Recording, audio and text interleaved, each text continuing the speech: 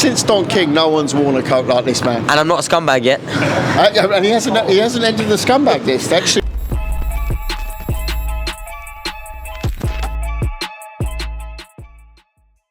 This is Jonathan Anger of Fifth Pro Boxing Fans, joined by Kalle Sauerland. Kalle, Charlie Edwards, your man's just become European bantamweight champion at York Hall. How are you feeling? Fantastic. You know, when we signed early this year, we wanted exactly to have nights like this. It's come quickly, the European belt. Awkward night for him. But landed a lot of very difficult to land clean punches. Very technical fight. Put the foot down a bit in the last round. Could he have done it earlier? Well, you know, I think people will say, well, why didn't he put the foot down like that in the 9th or 10th? It was very difficult to get to, but he did it fantastically well. World titles next.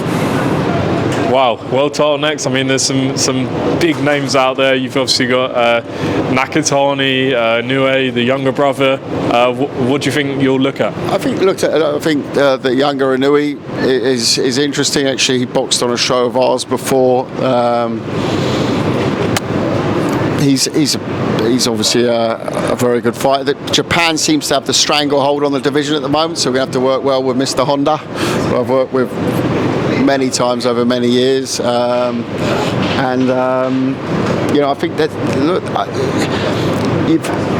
you've got to go there at the moment to go get those belts from them, and that's something that Charlie wants to do, and you know, that's what he wants to do. That's what we got to deliver.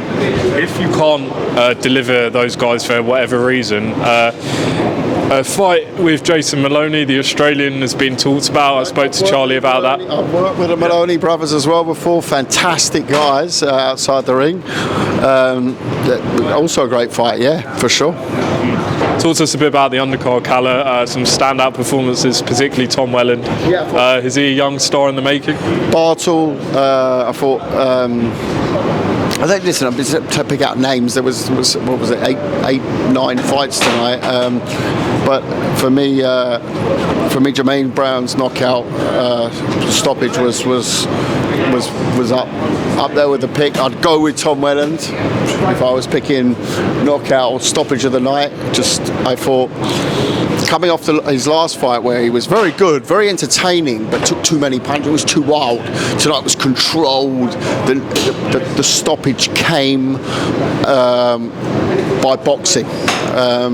That sounds really weird if you don't understand what I'm trying to say, but he was working off the jab, it worked. And he was landing those decisive shots against a very strong opponent. Crikey. I'm awake again now. You know, at this stage of his career, it was a tough opponent. Had to get him out there. So really, really, really good work from Tom Welland, and him and Dan Toward at the moment are my two picks of the young guns for the future. Does that excite you though? You know, seeing a 20-year-old go in there, knock his guy out. I think he's 6-0. I know he's trained in Vegas before. How excited are you for his future? Very excited. You can see we're keeping him very active, but also sort of active against strong opposition. His last opponent was strong as well, and I think that's what he wants. I remember the first time he came into my office, the kid's got a right aura about him. I like him, and I think you see a lot more of him. Kalle, Gibb and Slim did a face-off the other week on the Misfits card. When can people expect an announcement on that? Very, very shortly. There's rumours of a press conference towards the end of next week. Whether that actually takes place or it's a little bit later, we'll see. But yeah, no, it's happening. It's happening this year. Again, thank you so much for butting into my interview here. In the UK or not? Definitely on planet Earth. Okay, we'll wait for an official announcement on that. Kalle, Josh Kelly, big win last week. What's next? Circumstances. Thanks again to Ishmael Davis for A, taking the fight, and B, making it a right fight. You know, it's going to be an interesting time now in terms of selection of opponents, and you know, I heard Sonny Edwards mention the other day.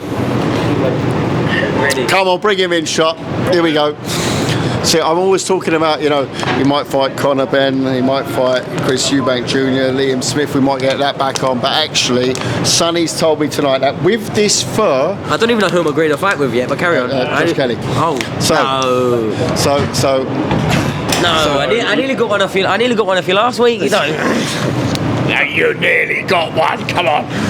You know what I said to you earlier. I said I know when Eddie don't get in the ring after the fight with me, then I know his man's lost. So he knew that. Yeah, but I think Eddie weren't 100% sure. You know, I think he was actually dealing with something at ringside. There was a bit of drama. Otherwise preoccupied. Yeah, I think something happened. Who should Josh Kelly fight next? Come on, he's an expert. I'm joking aside now. He's an expert. His own commentator. Yeah. Who should he fight next? I mean, when you look at that, I'll go. Let me talk first, and you choose. Shiraz, Ben, Eubank, Smith, Crawford. Wow, that last one was a wild card, wasn't it? No, because he's number one. He's number two WBO, which is next in line to fight Crawford for mandatory wise.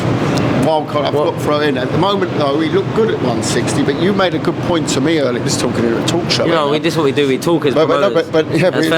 I've told him tonight, I showed him how you enter, I showed him when you enter the ring as a promoter. He showed me a lot this week. The only problem is I forgot to tell him when to leave the ring as a promoter. No, I just stayed. So everyone left the ring, right?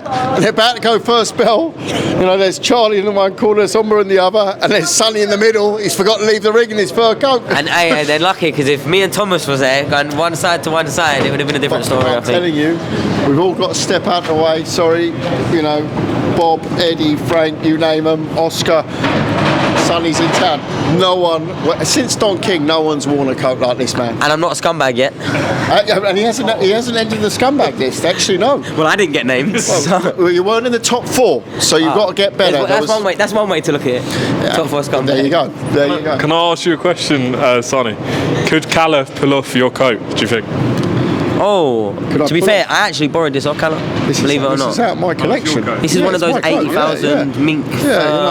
Made loads of money from boxing coats. You know what I mean? That's what this is. It's getting awkward now. Just quickly, Sonny, how are you feeling after that? Yeah, man. Obviously, it was a difficult one, because no matter what really happened, there was positive and negative for anything that happened. I thought Thomas did well. I thought his defence was good. But Charlie's got incredible footwork. Charlie, he's all good, Thomas, isn't he? Yeah, no, he is. To land the shots is always very difficult. And he's tough and he's strong as well. Like when he does let go, I think for me, Thomas was hesitating a little bit. But I've been in the ring with Charlie thousands of rounds, and he's hard because he comes at a different rhythm than a lot of fighters come at. He's very quiet. Angles as well. Yeah, he finds the angles, because Thomas was able to find the angles.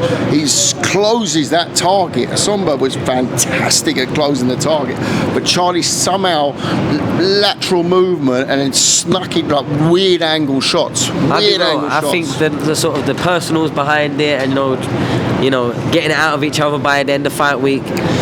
I thought it was a very highly technical fight. I genuinely do. I think they both showed grit and determination.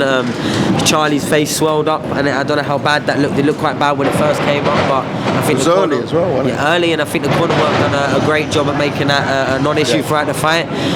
I'll be real, I was happy and proud for both fighters.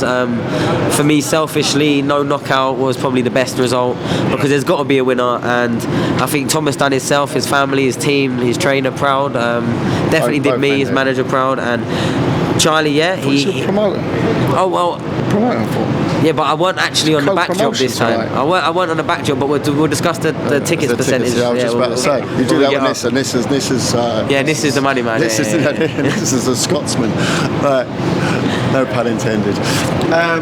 Right, I've got to shoot. Right, dragging this in. What time is it now? Yeah, it's dragging on. Me and Sonny, we've got to hit the clubs now with this jacket, man. Well, we're going to the bar first. We'll go, bar first, then clubs. And then the afters. And then the afters. And then we could do another one at like 10 a.m. It could be fun. Calle's only got 100 bottles of special lube sauce, oil, baby oil. Baby oil is what I meant. Don P in the back of the limo. On that note, we're off. Two of the best talkers in boxing, Sonny Edwards, Kalle Sauerland, Over and out from the East End. signing out.